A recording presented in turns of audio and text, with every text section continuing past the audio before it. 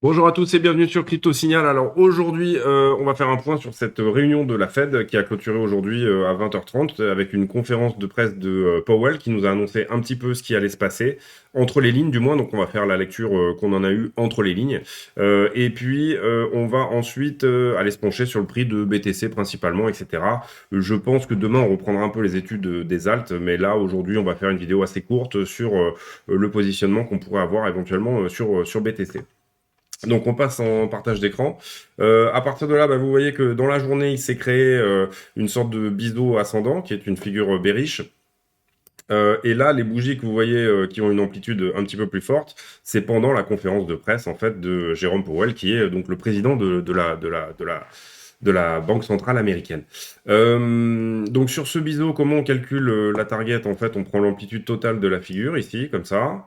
Vous voyez vraiment l'amplitude totale jusqu'au point le plus haut et on la reporte au point de cassure. Voilà, tout simplement. Donc c'est pas vraiment une balançoire, c'est plus sur vraiment l'amplitude totale. Donc là, vous voyez que ça donne une target ici autour des 34 500 pour comment dire, pour ce dump là. Ça a cassé là ici à ce niveau-là. Donc à partir de là, on a bien entendu fait cette descente-là, et il y a des bonnes chances qu'on fasse un pullback à l'instant T. Donc à regarder si ce pullback serait dans une zone, on va dire, correcte, c'est-à-dire dans les 61,8. Oui, voilà, on serait à peu près sur un rebond de 61,8, donc ça pourrait tout à fait coller avec le scénario. On va aller voir sur l'order flow si c'est le cas. Pour moi, c'est pas vraiment ce scénario-là qui se profile pour le moment. En tout cas, j'attendrai de voir ce que dit l'order flow, on va dire, en 5 minutes, vraiment, pour comprendre ce qui est en train de se passer. Mais pour moi, on va peut-être pas pull back totalement, on n'ira peut-être pas chercher un niveau aussi haut. Là, on a des chances de revenir chercher des niveaux plutôt proches des 40. Il y a pas mal de monde à choper au niveau des 40 ici. Donc ça voudrait dire ça. Donc moi j'étais en short là sur des alts, je l'ai clôturé, j'attends que ça remonte, je rentre pas là parce que j'attends de voir un petit peu comment se structure ce rebond. Est-ce que c'est vraiment un pullback ou est-ce qu'il va s'arrêter avant? Et puis après, je reshorterai à nouveau le mouvement suivant. On va tout de suite faire un petit peu les news. Oui, on va parler de cette réunion donc de la Fed. Je vous ai préparé un article ici en français. Donc la Fed qui dit que elle va en fait relever les taux bientôt. En fait, entre les lignes, la Fed a dit on attend de voir. On va voir ce qui se passe. Au départ, déjà, il n'y a pas eu de. En gros, ce qu'a dit Powell, c'est bon. Pour l'instant, on se donne la possibilité de remonter les taux en mars, mais on l'annonce pas parce que, en gros, parce que je fais dans mon pantalon. Voilà, tout simplement. Ça a été une réunion où il a très bien parlé, il a été très éloquent, il a répondu aux journalistes de manière très éloquente. Je vous rappelle que dans politique monétaire, il y a politique, hein, donc c'est des gens qui sont entraînés, voilà, à avoir l'art du speech, etc. Et donc du coup, en fait, les marchés n'ont pas vraiment de réponse. Ils ont une réponse qui effectivement ils ont déjà pricé ici. Sur le S&P, si on regarde la journée, déjà si vous voulez, on peut regarder peut-être la corrélation avec le S&P aujourd'hui. Avec là, c'est l'indice de corrélation là en bas. Et effectivement, on a eu sur cette journée une corrélation assez forte. Alors que j'ai trouvé que lundi, elle n'était pas, c'était pas une corrélation forte. Aujourd'hui, elle a été relativement forte entre ce qui s'est pricé sur le marché et ce qui s'est dit à la Fed, notamment après le discours. Ici, vous voyez qu'on a un VIX qui est autour des 32, donc le marché est quand même relativement tendu. S&P qui a bien sûr lui aussi pricé cette nouvelle. Surtout ce qui est intéressant, c'est que Nasdaq en fin de journée, puisque à la fin de la conférence de presse, on était à la clôture de Wall Street, est revenu au niveau qu'il avait pricé en fait au départ. C'est-à-dire que là vraiment sur Nasdaq, donc qui est l'asset le plus risqué, on se rend compte que finalement cette news n'a aucun impact, en tout cas qu'elle a déjà été pricée ici sur tout le long. Donc pour moi, Nasdaq pourrait faire une recover à partir de demain en se disant que cette news a déjà eu un prix, etc. Et donc demain, ça va probablement vendre la news. Sur BTC, en tout cas ce soir, parce que BTC joue la nuit alors que Nasdaq ne le fait pas. Moi, ce que je vois, c'est le scénario que je vous ai dit pour le moment. On va regarder un petit peu s'il y a d'autres news sur le Wall Street Journal. Donc là, effectivement, on nous dit que la Fed va augmenter ses taux probablement en mars. En fait, bon, Powell Pardon, Powell l'a pas dit comme ça. Il a rien dit et ensuite dans les réponses aux journalistes, il a dit que oui, les marchés avaient plus ou moins déjà bien accepté cette nouvelle. Donc, s'il dit que les marchés ont bien accepté, étant donné que il a parlé aussi des sondages que je vous ai montrés hier, je sais pas si je l'ai encore. Ouais. Les sondages que je vous ai montrés hier par rapport à une hausse des taux en mars. On a 85% du marché qui pense qu'il va y avoir une hausse entre 0,25 et 0,50%. Donc du coup, il s'est vraiment reposé sur ces sondages-là pour dire, bah, vous voyez que les marchés l'ont plutôt bien accepté. Voilà, en gros. Donc en fait, la Fed va devoir contrer l'inflation en arrêtant les achats et en augmentant la politique, enfin en ayant une politique monétaire qui désormais arrête le quantitative easing, donc les achats sur les marchés, et arrête l'impression monétaire parce qu'il y a beaucoup trop d'inflation aux États-Unis. Et donc, du coup, comment dire, ils vont devoir tendre l'élastique sans que ça casse, quoi. Et c'est très compliqué comme boulot, du coup, d'arriver à faire, à remonter les taux au bon rythme pour éviter que les marchés crashent par rapport aux arbitrages de certains capitaux qui peuvent être plus risqués que d'autres, quoi. Si vous voulez, on n'a pas trop envie qu'il y ait un arbitrage total des assets qui sont risqués vers les obligations ou encore pire vers les métaux précieux, etc., puisque ça serait relativement mauvais pour l'économie. Et à partir de là, il s'agit de préserver le pouvoir d'achat, mais aussi de préserver l'emploi. Donc c'est deux choses qui sont antinomiques, mais qui se rejoignent au niveau des taux d'intérêt par le biais des marchés financiers. Donc du coup, on continue sur l'order flow. Carnet d'ordre, vous voyez qu'on a pas grand-chose au niveau des ordres qui s'ajoutent en haut ou en bas. On a ce mur d'achat ici, là, qui a disparu. Vous voyez que je vous en avais parlé hier. Ici, je vous avais dit, regardez, il y a un mur d'achat qui est apparu, c'est quand même un peu suspect. Écoutez, il a disparu là aujourd'hui. Donc du coup, peut-être que ces mecs-là l'avaient mis au cas où il y a un gros FUD, justement, au cas où il y a un sell-off. Pour pouvoir toucher, et puis qu'à partir du moment où ça a été pricé, enfin que la news est tombée au niveau de la Fed, ils ont retiré leurs ordres. Donc voilà, on a quand même, j'ai l'impression que ça se raréfie un peu au niveau des achats en bas. Ouais, c'est pas flagrant, c'est bon, voilà, c'est un petit peu, voilà, à voir. À voir. En tout cas, voilà, on a des choses pour ici, comment dire, que le prix se calme un petit peu. Ici, un ordre de vente qui vient d'apparaître assez fort à 155, 231 Bitcoin ici, là, donc au 37 000. Voilà, donc on ira voir ça. Très intéressant, je trouve, sur les alts. Énorme funding, c'est-à-dire que les alts sont très shortés. Donc ça pourrait appeler à un pump majeur sur toutes les alts plus tard pour venir chercher ces liquidités. Et quand on va voir vraiment le contrat BTC uniquement, on a en fait un funding qui était très fort ici, là, vous voyez. Donc là, il fallait short squeezer, ça a été fait. Voilà, vous voyez ici, funding fort, open interest qui est fort. Donc il faut aller chercher, que le prix aille chercher plus haut. On est allé chercher ces mecs-là, c'est pour ça que j'ai enlevé la barre là, qui devait se trouver par ici. Donc ça, c'est fait. Ensuite, ici, on a aussi funding fort, etc. Ça, c'est nettoyé aussi. Ici, on a la même chose, c'est pareil, c'est nettoyé. Ici, c'est nettoyé. Et ici, c'est relativement nettoyé. On est en train ici là de nettoyer du long. Vous voyez que sur cette descente, on a l'open interest a diminué, le funding augmente, donc on est en train de nettoyer du long. Donc là, on est un peu entre deux eaux là. C'est pour ça que pour le moment, moi, je ne re-rentre pas en trade. J'attends un petit peu de voir ce qui va se dessiner sur le funding, l'open interest, etc. Moi, j'utilise beaucoup BTC. Comment dire, comme leading indicator pour aller trader les alts en fait, hein. C'est ça la logique. J'ai l'impression qu'il y a plus de mouvement au niveau pourcentage sur les alts, donc ça m'intéresse beaucoup plus d'aller trader les alts. Mais j'utilise BTC comme un indicateur. Et là, je vous parle de trade court terme, hein, dans la journée ou sur 2-3 jours maximum. Au niveau des options, on a toujours cette clôturation qui est assez forte quand même, 55 000 BTC pour vendredi, et où là on a un max paying price à 42 000. Donc au niveau des options, ça nous dirait plutôt que le prix va remonter sur le haut du range, qui pour moi est entre 35 et 40. Je vous ai annoncé ce range il y a déjà 3-4 jours. Je pense que peut-être qu'on va clôturer vendredi autour des 38-39, donc ça voudrait dire...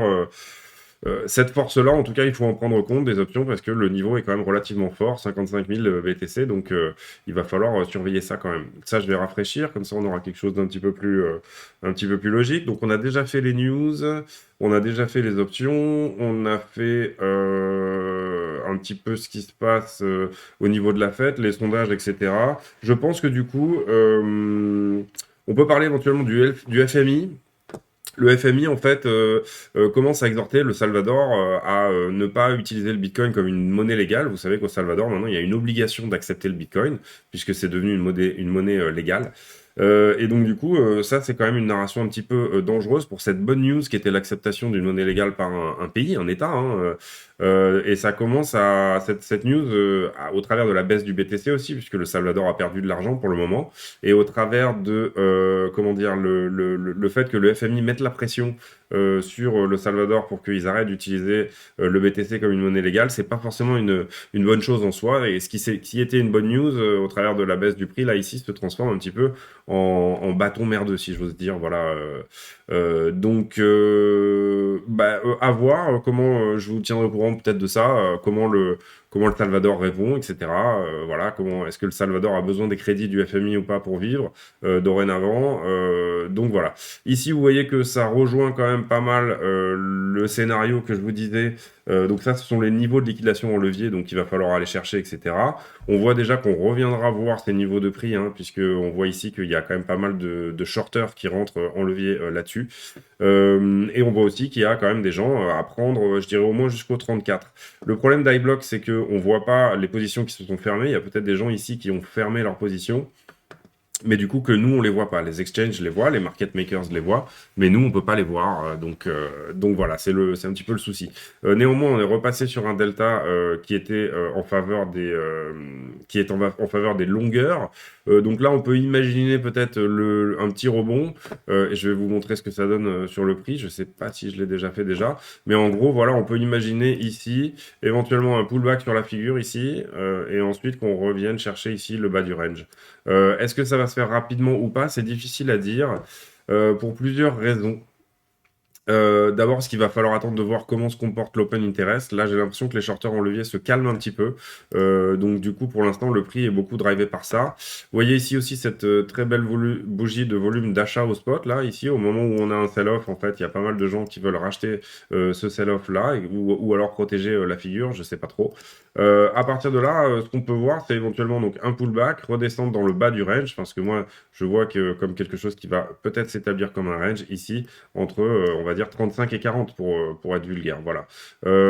Est-ce qu'on ira vraiment spiker et chercher la target de ce biseau ascendant jusqu'en bas? C'est bien possible. Si c'est le cas, ça nous emmènerait pas très loin d'un deuxième test de cette ligne-là, c'est-à-dire un retour vers les 32-33, ce qui serait plutôt bullish puisqu'on aurait un vrai double bottom ici. On aurait l'impression d'avoir fait un M-top et de redescendre sur un double bottom. Donc du coup, énormément de gens bearish qui vont venir shorter la cassure de cette droite ici, et ça pourra nous permettre derrière de s'extirper. Donc dans les deux cas, tout dépendra de la correction et du funding à l'instant T. C'est très difficile ici d'avoir une direction vraiment claire. Néanmoins, ce qu'on peut voir là, c'est que là, on aura ensuite un nouveau dip à partir de là. Soit ça s'arrête ici, soit ça vient carrément descendre ici. Donc pour choper ici tous ces niveaux en longue qui sont garés là, d'accord? Le scénario d'escalier vers le bas, etc., commence quand même à se calmer. Vous savez que ça fait plusieurs semaines que je dis, bon, en fait, à chaque fois, on a des gens qui veulent choper le bottom ici et en fait, ça crée un escalier vers le bas, quoi, tout naturellement. Mais il y a quand même de moins en moins de gens qui longuent ces rebonds-là. Donc ça, c'est plutôt une bonne chose. Voilà, à voir ce que ça peut donner d'ici là. Donc soit, en gros, on rebondit ici, soit on redescend encore un peu plus bas. En tout cas, à l'instant T, là, rebond, potentiellement aller jusqu'au pullback ici de cette figure. Moi, c'est ce que je joue pour le moment. C'est-à-dire que si ça revient sur cette figure et que ça pullback et que ça se retourne légèrement, à ce moment-là, je replacerai à nouveau un short sur des alts de manière à venir chercher les points bas jusqu'ici. Si jamais c'est pas le cas et qu'on rebondit avant, dans tous les cas, je prendrais peut-être une partie de profit là, voilà, faire quelque chose comme ça, tac, tac, tac. À ce moment-là, je prendrais la moitié de mes profits ici et l'autre moitié là.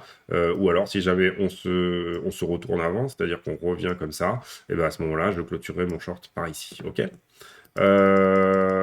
Voilà, c'est tout pour aujourd'hui. Restez tranquille, restez détendu. Je vois qu'il y a beaucoup de monde qui est un petit peu tendu, donc tranquille, cool, on est bien, c'est pas grave, il n'y a pas de souci. Et puis, tout simplement garder dans le viseur que pour l'instant, on est sur des patterns qui ressemblent fortement quand même à des patterns d'accumulation hein, sur tous ces endroits-là. Alors d'accord, ça descend, mais en fait, comment dire, ici, le buy the dip, il a peut-être quand même du sens parce que on a quand même du rachat au spot sur toutes ces zones. Voilà, après, il faut bien sûr comprendre que si les gens, les baleines, si jamais ils décident qu'on peut descendre plus bas, ici, vous voyez qu'il y a eu un très très beau niveau de défense ici euh, au, au 33K. Et ici, encore plus beau niveau de défense au moment de la Fed, là, ici. Quelqu'un veut éviter les sell-offs. Et après, le prix se laisse porter. Est-ce qu'on veut éviter les sell-offs de manière à ne pas laisser gagner les gros shorters qui sont garés jusque-là et être sûr de venir les cueillir plus tard? Pour moi, c'est oui. C'est-à-dire que c'est un marché qui est market maker plus que... Voilà. Il y a peut-être une confluence d'intérêt aussi avec les gens qui ont ici acheté à 33. Enfin, c'est ce que j'espère, moi. C'est-à-dire confluence de faire un short squeeze pour aller chercher les liquidités des mecs qui sont garés plus haut, mais également confluence d'intérêt avec les grosses baleines qui ont, eux, déjà accumulé sous ces niveaux et qui n'ont pas forcément distribué entre les 30 et les 60 et qui ont même réaccumulé sur toute cette baisse ici. Donc on a quand même deux gros intérêts ici à ce que le prix se gare à peu près par là. C'est mon avis, encore une fois, ça n'engage que moi. C'est ma lecture des choses là, ici, pour le moment. Mais pour moi, je pense qu'ici, on a trouvé un dip. Alors, sachez que je disais déjà ça au 40, hein. Ici, par là, je disais déjà ça. Donc, je peux me tromper hein, ici. Par là, je disais, là, on est en train de faire, même je me rappelle, c'était peut-être ici, là, sur ce point-là, où je disais, on est en train de faire le deuxième test, ça va repartir. Hein. Donc, bien entendu, moi, j'ai besoin d'être gagnant que 50% du temps. Je ne vais pas vous donner des vérités. C'est pas possible de lire le prix, si vous voulez. Je vous donne juste plein d'éléments que je vois.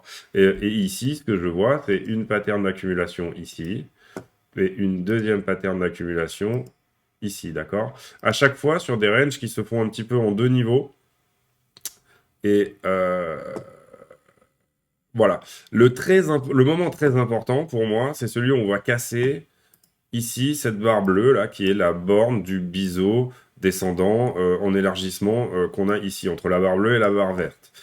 Tout ça fait partie d'une figure plus grosse qui est aussi dans la barre verte. Là, si je passe en délit, vous allez la voir. Hop, hop. Et le moment où on casse ça, là, pour le coup, on a quand même une confirmation qu'on a trouvé un bottom. Il faudra regarder aussi les indicateurs. D'ailleurs, on va les afficher là à partir de là rapidement. 17 minutes, oui, on a le temps, on va se faire une petite 22, allez, 22 aujourd'hui. Donc là, j'ai pas du tout d'indicateur. Donc le mec est super prêt pour faire sa vidéo. Tac, tac, tac, tac, tac, tac, tac. Donc on va se mettre MACD et RSI et puis un petit cipher. Hop. Donc, du coup, ici sur la MACD, est-ce qu'on fait un plus bas sur cette descente-là? La réponse est oui. Donc ça, je vous avais dit hier aussi. Donc là, on est en daily. Que en fait, cette baisse-là ici, donc ici un momentum acheteur qui est en diminution et un momentum vendeur qui est en hausse, ça, c'est pas très bon à l'instant T. Deuxième chose ici sur le RSI, on est peut-être bientôt en train de casser cette trend que vous voyez là. Tac, donc ça, si on la casse, ça serait pas mal. Là, vous voyez que le RSI se retourne. Pardon, donc bah, c'est peut-être pas pour tout de suite. Peut-être que ici, le RSI va nous donner une divergence haussière en daily, ce qui serait pas mal du tout. Et puis ici sur Market Cipher, ici on avait un point d'achat, vous voyez, plus divergence, donc structure de retournement. Ça n'a pas joué, vous voyez qu'on est descendu plus bas. Et ici on fait encore une trigger wave, donc une anchor wave, pardon, ça c'est une vague d'encre, on va dire. Donc potentiellement on attendra une trigger wave ici, c'est-à-dire une deuxième vague de baisse, pour venir marquer une divergence, qu'elle soit moins forte et qu'elle nous fasse exactement comme celle-ci, vous voyez? avec un RSI très bas si possible au moment où on a ce petit signal d'achat et surtout celui qui est en surbrillance là, un RSI très bas, ça c'est relativement puissant pour être un signal d'achat, en tout cas sur cet indicateur-là. Hein. Voilà, donc ça c'est mon point sur le Cypher.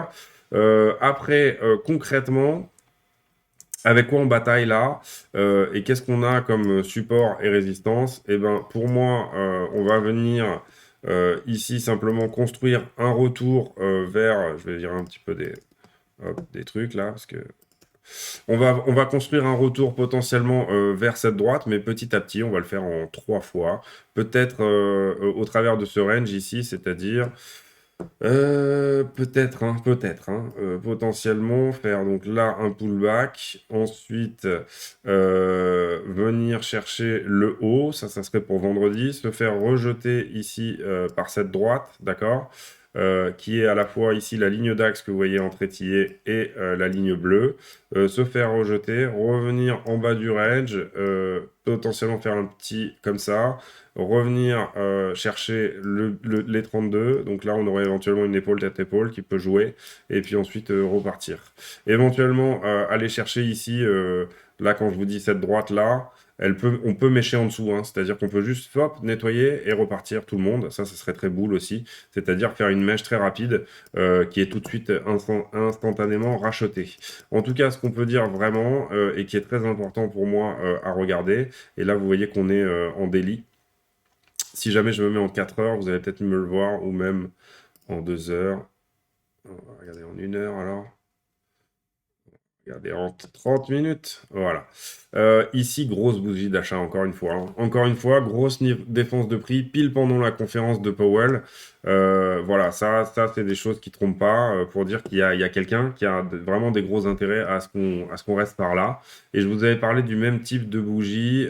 C'était au moment où on a failli ici spiker, là, et tout ça. Ici, là. Et vous voyez que si je vous mets ces 3 bougies-là, qui sont très importantes, c'est défense du prix ici sur le point bas. Défense du prix ici sur le point bas. Je parle de cette ligne là du biseau qui descend, la verte. Et ici, défense du prix ici à la hausse avant un sell-off. À chaque fois, ça correspond à des moments. Ici, c'était lundi où on a eu une journée qui a beaucoup chahuté. Ici, c'était pendant la conférence de presse de la Fed.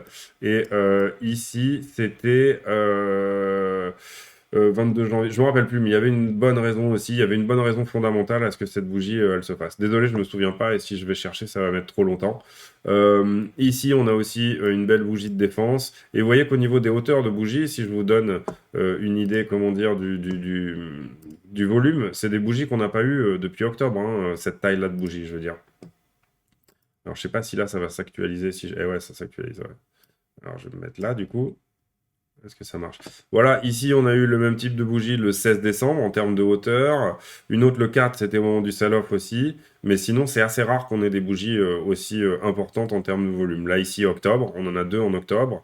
Et puis ensuite, en fait, il faut aller en juillet pour en retrouver des avec le même volume. Donc, est-ce qu'on est sur un retour des volumes sur BTC? Bah, moi, je suis pas contre, hein, ça serait une bonne chose. Si en plus d'avoir un short squeeze, on a de l'achat au spot, ça me va très bien, moi, personnellement. Vous voyez ce que je veux dire? Ça voudrait dire qu'on pourrait réamorcer un vrai rallye sain avec des achats au spot, des gens qui veulent vraiment défendre leur niveau de prix à des bons endroits parce qu'ils ne sont pas en levier, ils n'ont pas acheté, voilà, ils n'ont pas acheté quelque chose juste en levier pour le faire liquider derrière, etc. Où on n'est pas en train de se balader de liquidation en liquidation simplement pour aller liquider des gens qui FOMO en levier pour trouver des bottoms ou des tops, quoi. Voilà, c'est ça que je veux dire.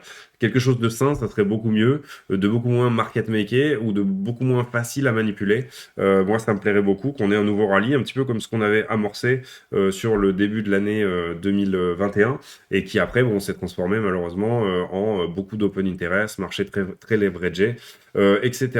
Je pense que c'est tout pour moi aujourd'hui. Sincèrement, je pense avoir fait le tour de pas mal de choses. 24 minutes, désolé, c'est encore un petit peu long. Mais bon, au moins, on a discuté un petit peu de pas mal de choses. On se retrouve demain pour un point sur BTC. Donc pour moi, pour l'instant, ça va ranger entre 35 et 40. Voilà, en tout cas, pour les deux, 3 prochains jours, ça serait serait la direction que j'aurais à donner. On pourrait aussi ici se retourner pour aller chercher vendredi le niveau d'option qu'il ne faut pas oublier, c'est-à-dire revenir ici directement au 40, et puis ensuite le prix fera un peu ce qu'il veut, donc soit vers le haut, soit vers le haut. C'est une possibilité, hein, totalement, il ne faut pas tout baser là ici sur ce scénario-là. Néanmoins, si jamais vous voyez que par là,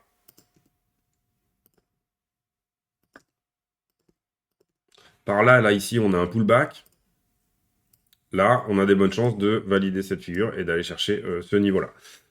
C'est tout pour moi aujourd'hui. Si jamais cette vidéo vous a plu, n'hésitez pas à vous abonner, mettre un like, etc. Mettre un petit commentaire. Et aujourd'hui, en commentaire, si vous avez réussi à regarder cette vidéo jusqu'à la fin, on va mettre en commentaire une vidéo de curling. Trouvez-moi une vidéo de curling sur YouTube et postez-moi une vidéo de curling sur glace parce que ça n'a rien à voir. Et moi, j'aime beaucoup ce genre de choses qui n'ont rien à voir dans les commentaires. Donc voilà, c'est tout pour moi aujourd'hui. Merci à tous d'avoir suivi cette vidéo jusqu'à la fin. Et je vous souhaite à tous une très bonne soirée et à demain. Ciao.